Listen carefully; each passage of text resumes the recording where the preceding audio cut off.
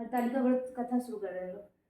जिन श्री पार्वती जी के घुंघराले केस कल्प वृक्ष के फूलों से ढके हुए हैं और जो सुंदर एवं नए वस्त्रों को धारण करने वाली है तथा कपालों की माला से जिसका मस्तक शोभायमान है और दिगंबर रूपधारी शंकर भगवान है, उनको नमस्कार हो। कैलाश पर्वत की सुंदर विशाल चोटी पर विराजमान भगवान शंकर से गौरी जी ने पूछा, हे प्रभु, आप मुझे गुप्त से गुप्त किसी व्रत की कथा सुनाइए।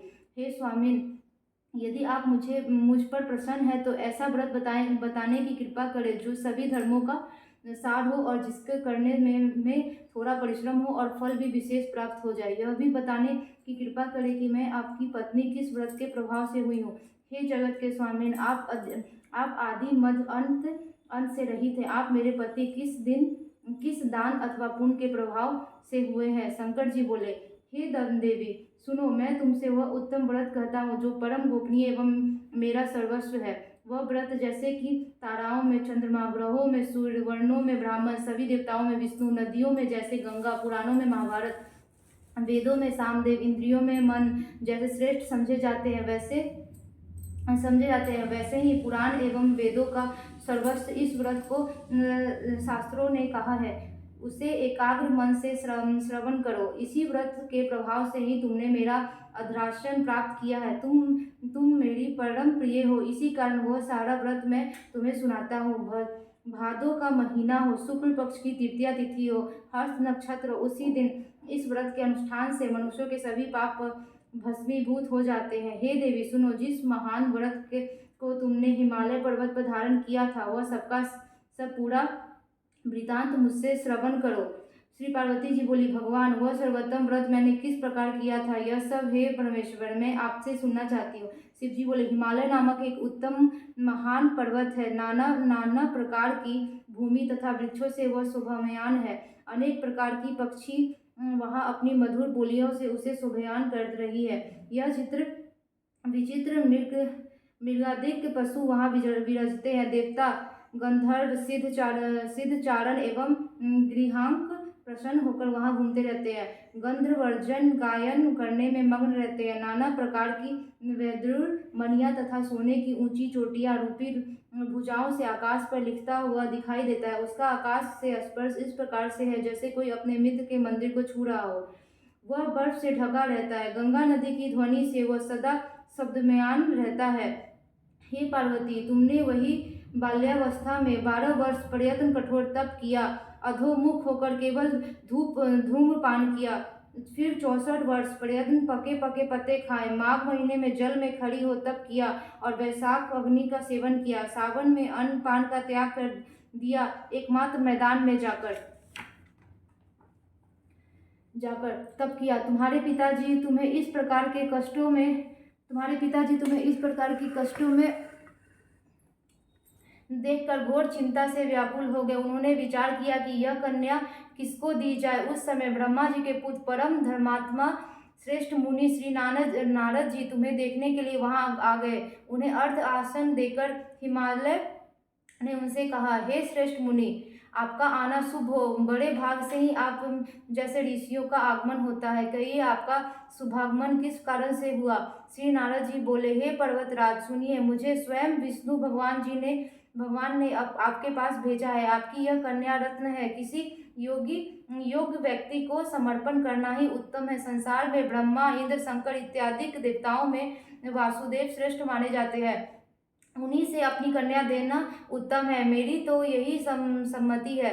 हिमालय बोले, देवाधिप देव वासुदेव, यदि स्वयं ही जब कन्या के लिए प्रार्थना कर रहे हैं और आपके आगमन का भी यही प्रयोजन है तो अपनी कन्या उन्हें दूंगा। यह सुनकर नारद जी वहां से अंतर्धान होकर शंख चक्र गदा पद्मधारी श्री विष्णु जी के पास पहुंचे। नारद जी बोले, हे देव, आपका विवाह निश्चित हो गया है। इतना कहकर देवर्षि नारद तो चले आए और इधर हिमालय राज अपनी पुत्री गौरी से प्रसन्न होकर, हे पुत्री, तुम्हें गुरु ध्वज वासुदेव जी के प्रति देने के विचार कर लिया है। पिता की इस प्रकार की वचन सुनकर पार्वती अपनी सखी के घर गई और अत्यंत दुखित होकर पृथ्वी पर गिर पड़ी और विलाप करने लगी। उन्हें इस प्रकार दुखित हो विलाप करते सखी ने देखा तो पूछने लगी, हे देवी, तुम्हें क्या दुख है, मुझे कहो, और तुमने जिस प्रकार से भी सुख हो मैं निश्चय निश्चय ही उसी उपाय करूंगी। पार्वती जी बोली, सखी, मुझे प्रसन्न करना चाहती हो तो मेरी अभिलाषा सुनो। हे सखी, मैं कुछ और चाहती हूँ, मेरे पिता कुछ और करना चाहते हैं। मैं तो अपना पति श्री महादेव जी को वर चुकी हूँ, मेरे पिता इसके विपरीत करना चाहते हैं, तो इसलिए हे प्रिया, हे प्यारी सखी, मैं अब अपनी देह त्याग कर दूंगी। तब पार्वती ऐसे वचन सुन सखी कहा, पार्वती, तुम घबराओ नहीं, हम दोनों यहाँ से निकलकर ऐसे वन में पहुँच जाएंगे जिसे तुम्हारे पिता जान ही नहीं सकेंगे। इस प्रकार आपस में राय करके श्री पार्वती जी को वह घोर वन में ले गई। तब पिता हिमालय राज ने अपनी पुत्री को घर में न देकर इधर उधर खोज किया, घर पर ढूंढा, किंतु वह न मिली तो विचार करने लगे, मेरी पुत्री को देव दानव किन्नरों में से कौन ले गया। मैंने नारद के आगे विष्णु जी के प्रति कन्या देने की प्रतिज्ञा की थी, तब अब मैं क्या कर दूंगा, अब मैं क्या दूंगा। इस प्रकार की चिंता करते करते मूर्छित होकर गिर पड़े। तब उनकी ऐसी अवस्था सुनकर हाहाकार करते हुए लोग हिमालय राज के पास पहुंचे और मूर्छा का कारण पूछने लगे। हिमालय राज बोले, किसी दुष्ट आत्मा ने मेरी कन्या का अपहरण कर लिया, अथवा किसी की काल सर्प ने उसे काट लिया, या सीवाग ने उसे मार डाला, पता नहीं मेरी कन्या कहाँ चली गई, किस दुष्ट ने उसे हर लिया। ऐसा कहते कहते शोक से संपन्न होकर हिमालय राज वायु से कामयान महावृक्ष के समान कांपने लगे। तुम्हारे पिता ने सिंह, व्याघ्र, भालुक आदि हिंसक पशु से भरे एक वन में दूसरे वन से जाकर तुम्हें ढूंढने का बहुत बड़ा प्रयत्न किया। इधर अपनी सखियों के साथ एक घोर वन में तुम भी जा पहुंची। वहां एक सुंदर नदी बह रही थी और उसके तट पर बड़ी गुफा थी जिसे तुमने देखा। तब अपनी सखियों के साथ तुमने उस गुफा में प्रवेश किया। खाना पीना त्याग कर वहां तुमने मेरी पर्वतयुक्त बालुका लिंग स्थापित किया। उस दिन भादो मास की तृतीया थी, साथ में हस्त नक्षत्र था। मेरी अर्चना तुमने बड़े प्रेम से आरंभ की, बाजों तथा गीतों के साथ रात को जागरण भी किया। इस प्रकार तुम्हारा परम श्रेष्ठ व्रत हुआ।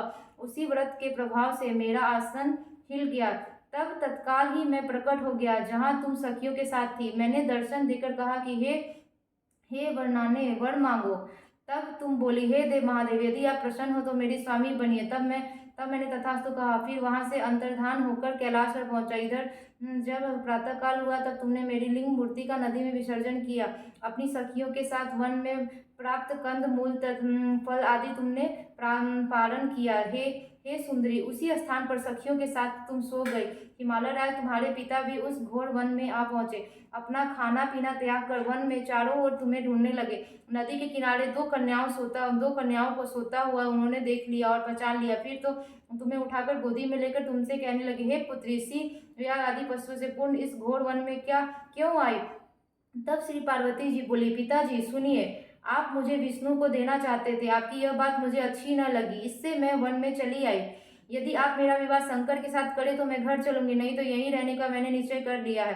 तब तुम्हारे पिता ने कहा कि एवं मस्तु में शंकर साथ ही तुम्हारा विवाह करूंगा। उनके साथ कहने पर ही तब तुम घर आई। तुम्हारे पिताजी ने तब विवाह विधि से तुमको मुझे समर्पित कर दिया। हे पार्वती जी, उसी व्रत का प्रभाव है जिससे तुम्हारे सौभाग्य की वृद्धि हो गई। अभी तक किसी के सम्मुख मैंने इस व्रत राज का वर्णन नहीं किया। हे देवी, इस व्रत राज का नाम भी अब श्रवण कीजिए, क्योंकि तुम अपनी सखियों के साथ ही इस व्रत के प्रभाव से हरि गई। इस कारण इस व्रत का नाम हरितालिका हुआ। पार्वती जी बोली, हे प्रभु, आपने इसका नाम तो कहा, कृपया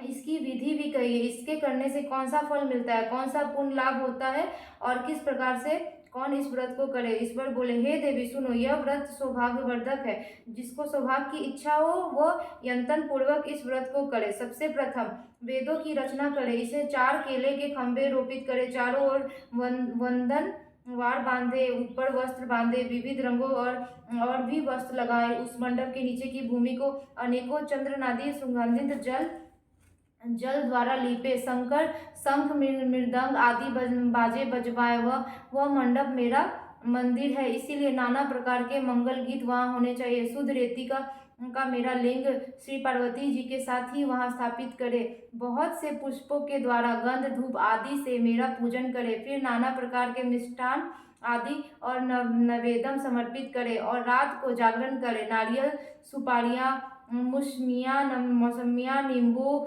मकुल, बीजमूर, नारंगिया एवं और भी ऋतु अनुसार बहुत से फल, उस ऋतु में होने वाले नाना प्रकार के कंद मूल, सुगंधित धूप दीप आदि सब लेकर इन गंधों द्वारा पूजन करके चढ़ावे। मंत्र यह है, शिव शांत पंचमुखी मूली नदी भृंगी महाकाल गणों से युक्त शंभु आपको नमस्कार है। शिवा शिवप्रिय प्रकृति सृष्टि हेतु श्री पार्वती सर्वमंगल मांगल रूपे शिवे सर्व जगत रूपा आपको नमस्कार है। हे शिवे नित्य कल्याणकारिणी जगदम्बे शिव स्वरूपे आपको बारंबार नमस्कार है। आप ब्रह्मचारी हो, जगत की धारी शिवानी हो, आपको नमस्कार है। संसार के भय संताप से मेरी रक्षा कीजिए। हे महेश्वरी पार्वती जी, जिस कामना के लिए आपकी पूजा की है, हमारा वह कामना पूर्ण करे, राज सौभाग्य एवं संपत्ति प्रदान करे। शंकर जी बोले, हे देवी, इन मंत्रों तथा प्रार्थनाओं द्वारा मेरे साथ तुम्हारी पूजा करे और विधि पूर्वक कथा श्रवण करे। फिर बहुत सा अन्न दान करे, यथाशक्ति वस्तु स्वर्ण गाय ब्राह्मणों को दे एवं अन्य ब्राह्मणों को भूयसी दक्षिणा दे। स्त्रियों को भूषण आदि प्रदान करे। हे देवी, जो स्त्री अपने पति के साथ भक्ति युक्त चित्त से सर्वश्रेष्ठ इस व्रत को सुनती है तथा करती है, उसकी पाप नष्ट हो जाते हैं। 7 जन्म तक उसे राज्य की प्राप्ति होती है, सौभाग्य की वृद्धि होती है। और जो नारी भादों के शुक्ल पक्ष की तृतीया के दिन व्रत नहीं धारण करती, आहार कर लेती है, वह 7 जन्मों तक बंध्या रहती है एवं जन्म जन्म में विधवा हो जाती है, दरिद्रता पाकर उनके कष्ट उठाती है। उसे पुत्र शोक छोड़ता ही नहीं, और जो उपवास नहीं करती है वो घोर नरक में पड़ती है। अन्न के आहार करने से उसे सुकड़ी का जन्म मिलता है, फल खाने से बांदरी होती, जल पीने से जोंक होती, दूध पीने से समीपिनी होती, मांसाहार से व्याघ्री होती, दही खाने से बिल्ली होती, मिठाई खा लेने से चींटी होती, सभी वस्तुओं खा लेने पर मक्खी हो जाती, जो सो जाने पर अजगरी का जन्म पाती है, पति के साथ ठगी करने पर मुर्गी होती है।